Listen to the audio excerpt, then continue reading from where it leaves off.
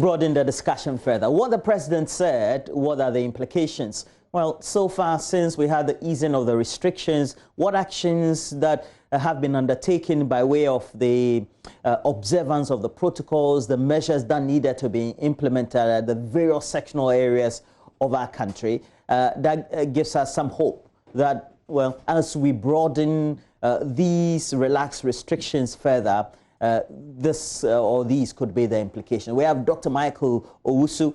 Before now was a regular contributing to issues of COVID-19, decided to take a break for some time. He's back. He's a virologist with the Kumasi Center for Collaborative Research into Tropical Medicine.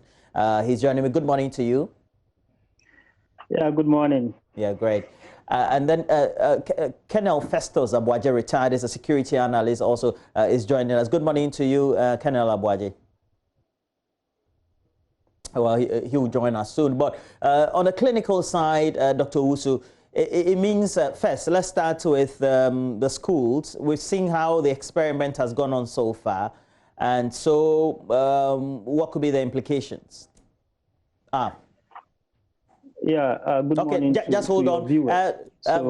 Colonel Festus Abuaje, retired, security analyst, joining us. Good morning to you, Colonel.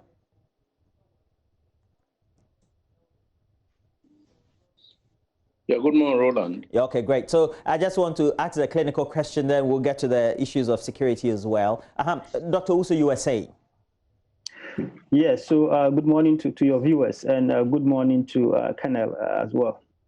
So from the school side, I think that we have seen one aspect of how we manage this situation using test case of the SHS 3 students who went to school, and then also how we dealt with the situation that came to us as a country. And I also think that the government perhaps also took into consideration some of the shortfalls that occurred during the situation, and which is why I influenced the decision that was made now. If I understand what was said, SHS2, JHS2 will be allowed to resume school, and then JHS1, SHS1, and then the kindergartens will be allowed to go to school next year. For me, I think that especially for the nurseries and the kindergarten, I was quite comfortable that they will resume school next year, which is good for me because I've been saying that we don't have several epidemiological data to inform us as to the dynamism of the virus in this young population. We don't have an idea yet. We know that the virus pathogenicity is quite low in Africa. It means many people are not dying. But how it will play out in nurseries and kindergartens, we don't have an idea. And especially for those populations, you can't enforce mask wearing. Many of them may be in crowded areas, and I cannot imagine if there is an outbreak of a respiratory virus in these populations, how easy it will be to deal with it. So I think that postponing the nursery and kindergarten to next year to allow for the active case count to reduce. I hope by next year, January, we may have 0 active case counts. At that point, you may be a better place to allow this to go on. So on the side of the nurseries and the kindergarten, I think that it's good that we are pushing this to next year, whilst we channel resources to manage the GHS2 and then the SHS2 as they go through this situation. Well, I do understand the issues of the lack of data for that section of the demographics, but we also do know that broadly what the conversations have been. If you read what the publications are, or the literature is published in the various medical journals, the Lancet I cited a couple of weeks ago, they'd say for that category, they usually don't tend to record a lot of fatalities or the point where they have to go for admissions, etc. Roland, you will agree with me that the virus moves from, behaves differently from continent to continent. Even within the continent, subpopulations within the continent have different ways they respond to the virus. There is large data out there from the Western countries, Europe, Asia. We fully understand how the virus plays out in children. But I'm not sure whether you have seen any data on these populations in Africa. We don't have this yet because most of the testing we have done, from what I have seen from my facility, have been in children and adults and young children, mostly 15 years and above. Hardly do you see data on very newness and 1 year, 2 years, 3 years, 5 years. These people are not normally tested. So because you are not sure of how your population will behave or respond to a virus, you always have to be very careful. And we have histories in Ghana. I mean, in Ghana, respiratory disease or infections seem to be the #1 killer. If you talk about pneumonia among children less than 5 years. Many children less than 5 years have a number of respiratory viruses, even before this SARS-2. So children don't respond very well when it comes to respiratory viruses, coupled with other things like bacteria like pneumonia, and especially we are entering into the Harmattan season. If you have a combination of this SARS-2 coupled with Streptococcus pneumoniae or some Neisseria hitting around the same time among children who are in populated area, one can become a risk factor for the other.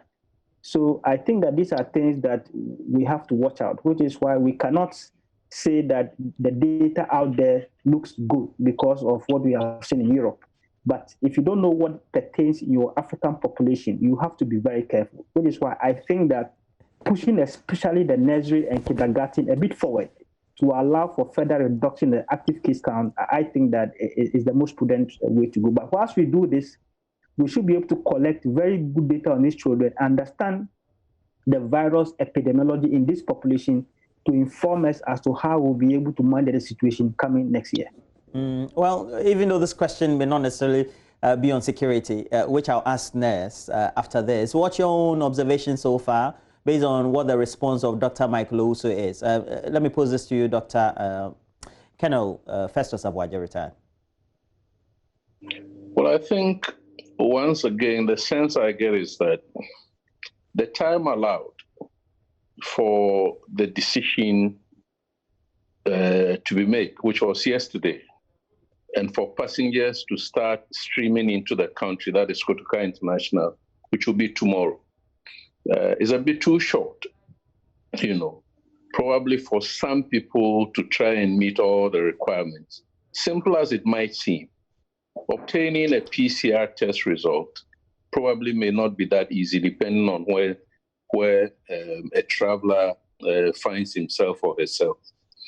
Now, if I go back to the early days of the quarantine, especially in my case, because I arrived, I think, on the second day after the imposition of the quarantine, ordinarily, I wouldn't have expected the military to be involved.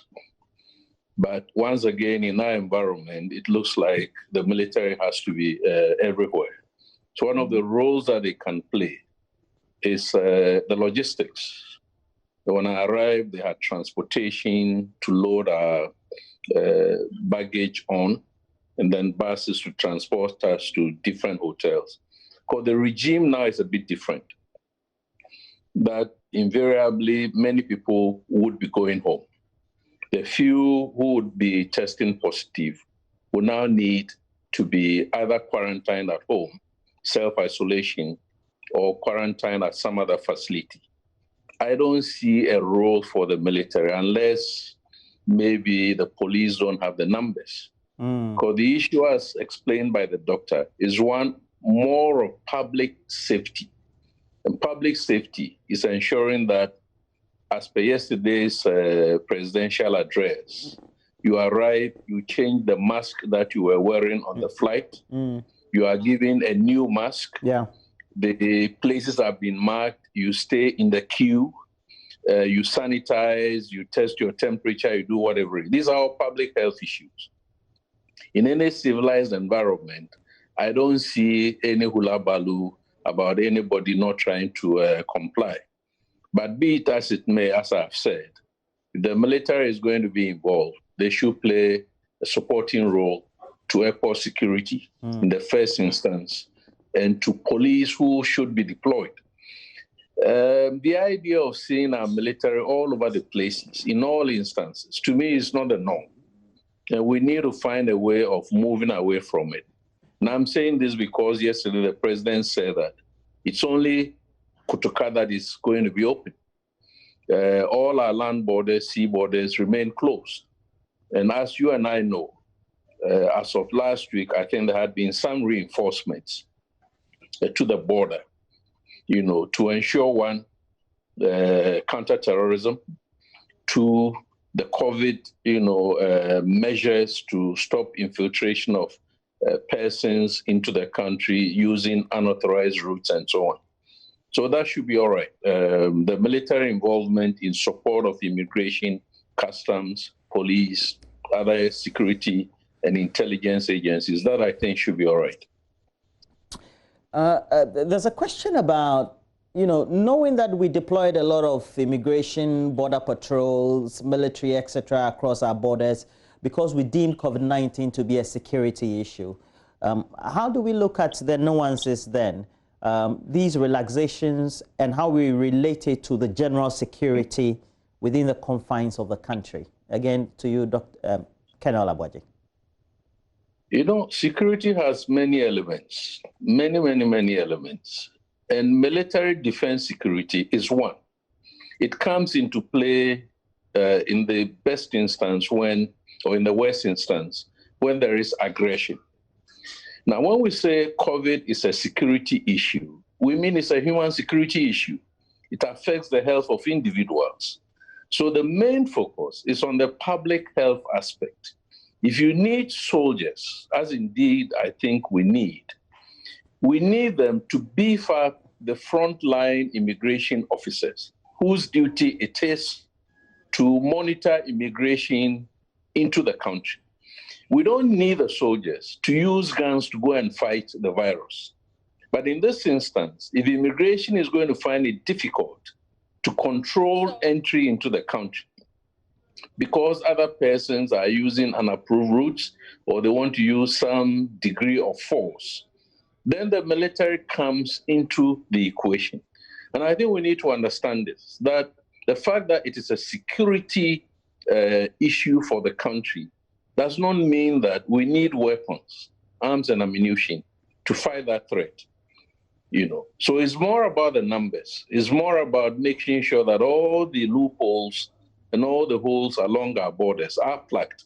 And as I keep emphasizing, because immigration may not have the numbers, we then have deployed the military, to enlarge, to expand, or to enhance the presence at the borders. Now, in country, I think we've gone through this already.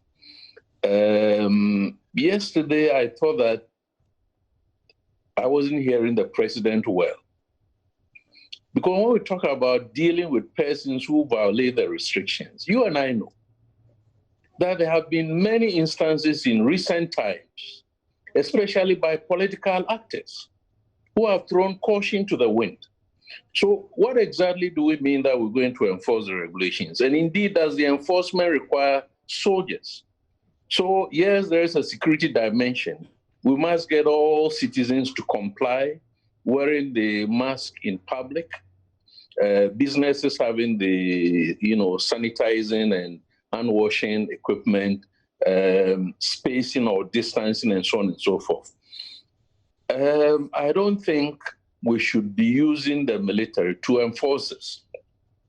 The military, I keep saying, must assist the police or support the police to do the enforcement. And in the worst case, what you're talking about is arrest and detention of persons who violate without any instance of manhandling or that arbitrary, summary punishments and so on and so forth. In a democracy, it shouldn't be happening. And I think we all need to discourage that, But if people argue that the military commands more respect, and when they see the military, they do what is right, that is fine. But for how long are we going to continue to do this? Yeah. Because you and I know that in other jurisdictions where democracy is a bit more grounded, you don't see the military, and I'm looking at the UK, for instance. We're not going to see the military at Heathrow or Gatwick just because there is an enforcement of COVID. But you're going to see airport security, which is the norm. And airport security has got all the resources. Because enforcing any measure is not necessarily through the use of guns, I think these are the points that I wish to make. And it's also obligatory on the side of all of us as citizens to realize that these measures imposed or put in place by the president, are in our own interest. I don't see why we should be going around not wearing masks with all the funny excuses that we cannot breathe and so on and so forth. Unfortunately, the thing that saddens me the most is that I wouldn't be caring about anybody who refuses to wear a mask. But the danger is that deviant practice might end up infecting me or infecting somebody else. So that is why we're all concerned. So the call must be to citizens to comply, in the first instance, rather than being compelled, being forced, and whatever it is to try and accept very, very simple measures, as I choose to call it. Dr. Michael Owusu, the schools reopening also means that life is returning to normalcy, but the airports also bringing in more people also means that, well, after tests, they are safe to make entry into our communities or country. Is there any health implication to that at all? Knowing that, well, we've performed some tests, 50 minutes, we've had responses or results, and so once they go into town, everybody is safe. Yes, Roland, there is what we call a minimal risk with any decision that you take with regards to this. So it's a necessary decision that we have to take, but we must be ready to manage this minimal risks that will come along with it. You and I know that one can incubate the virus for up to 14 days, right, before showing the symptoms. And then we also know and understand that there is what we call the pre-symptomatic transmission, where people don't have the symptoms, but then can transmit the virus. So if you have to put into consideration all the epidemiological profile of the virus, then it will have been good for us to do what we used to do before, where if you come into the country, you get yourself tested, you are quarantined for 14 days. After 14 days, we retest you again. And if you remember, for the first over 1,005 people who came into Ghana, the first test that was done in this population, some of them were positive. The others who were negative were quarantined. After 14 days, when they were retested, some of them turned out to be positive again. Well, so that stage was what we call the initial phase of the virus, which was in the acceleration phase. So when you're in that phase, ideally you employ or deploy all your testing strategies and all your public health measures. You test as many as you want to test, and then you remove them from the population so that you slow down the spread of the virus. Currently, we are in the deceleration phase. And in the deceleration phase, what it means is that you have passed your peak point, and we have some classical criteria for passing your peak point. The active case count is significantly reduced. The number of new deaths will be reduced. The number of hospitalizations is reduced. So these are indications you use to measure. So when you are in this phase, what it presupposes or what it means is that many people may have been infected already and may have some level of immunity. So bringing in other new populations will pose minimal risk for those who are already in the system. So although we are putting in this measure, it is also good to realize that we should be expecting some people with the virus to enter or come into the country. But because we are in the deceleration phase and because many people are assumed to already have been exposed, the risk of transmission will be low. And if they are to all adhere to the protocols, then of course, we wouldn't expect increase or surges in cases. But in saying this, it's also good to mention that I'm not sure whether I understood the president well. So what I understand from what he said is that people who are traveling into Ghana should come with a test results. If I got the message right, showing that they did a test in their country of origin, and then that test is negative. That is the first thing that should allow people to arrive in the country. And then when they arrive in the country, they will have to go through all the protocols, temperature checking and all that, and then they have to be retested. And if they are retested and some are positive, these people will have to go through the port health authorities and be managed.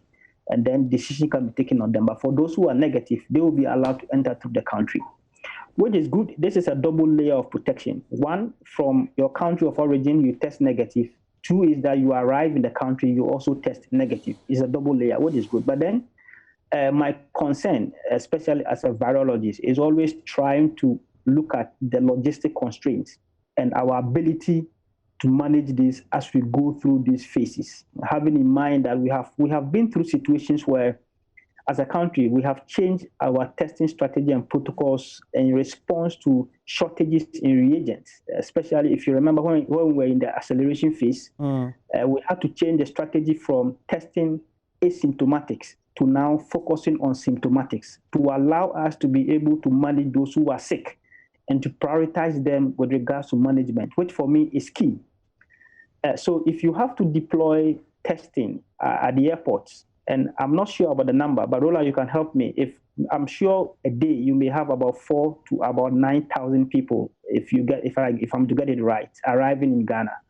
I'm not too sure whether we want to test all these people. Then it is likely that if we have to test all these people in Ghana, if we don't take care, we may be channeling most of our resources to deal with this, and we may have a situation where getting available resources for people who are sick in country will be very difficult. This is what I've been thinking through since yesterday.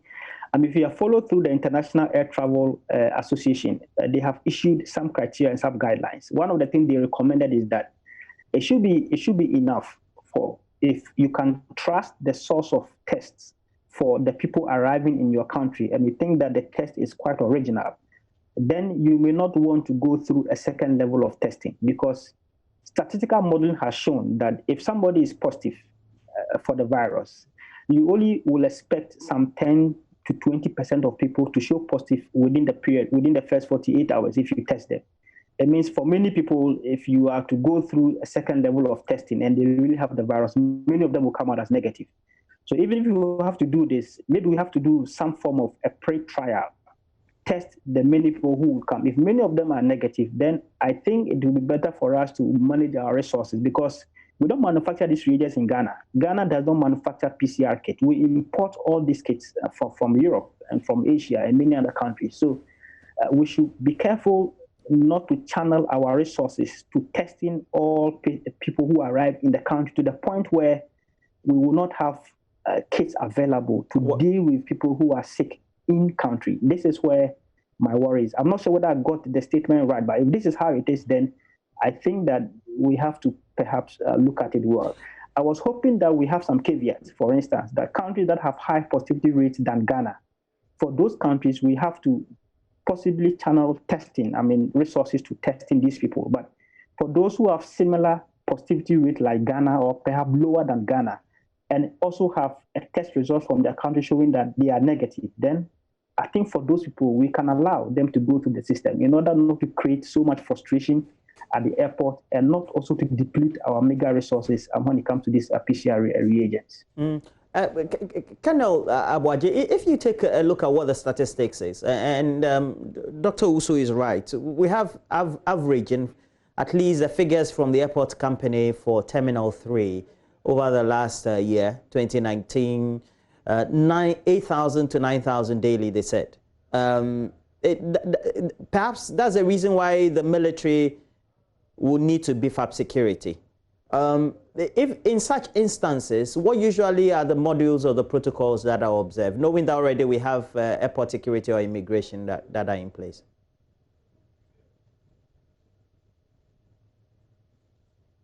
Colonel Abuaje. Colonel Abuaje. Okay.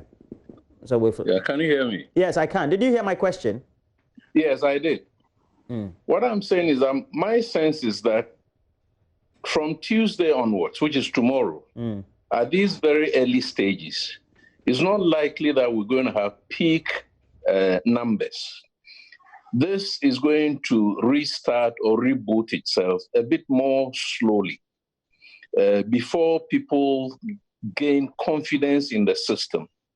So I don't think that tomorrow we're going to have such numbers that the infrastructure at the airport, including airport security and police who are normally on duty with a bit of augmentation, are going to be overwhelmed. So it's a matter of taking statistics. Of course, before people travel, the airlines would be submitting data as to the number of passengers. So we'll have a few more hours of advance notification. Even if it's 9,000, I don't think 9,000, and indeed, if you know how flights arrive at the airport, they all don't land at the same time. So they're going to land over a period of, let's say, 6 hours or 8 hours or 12 hours. There will be times when 2 or 3 airlines arrive at very short intervals. I don't think the numbers will be such that they're going to be overwhelmed. So once again, we could stand by additional resources. The police could stand by additional resources. The military could stand by additional resources. But when I watched the video yesterday, when the president was being taken through the protocols, it's a matter of people being told, please walk here, please stand here, please do this, please do that. Airport security plus aviation, whatever it is, are capable of doing this.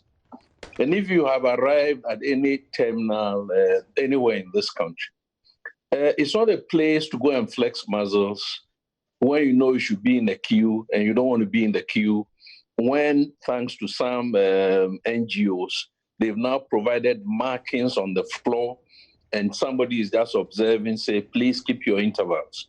I would expect that the people who are traveling inside the country, especially those coming from those advanced countries or developed countries or whatever, have seen enough of decency to come and replicate that here.